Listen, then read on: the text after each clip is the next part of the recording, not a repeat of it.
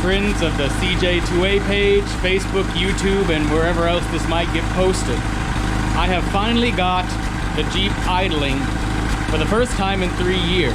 More than 3 years, really. And I'm trying to figure out what that noise is. Do you hear it? It's intermittent. But when it happens, the counterweight on the heat riser flutters.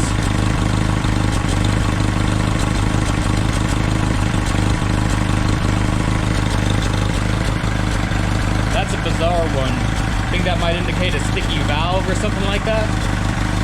Let me know your thoughts.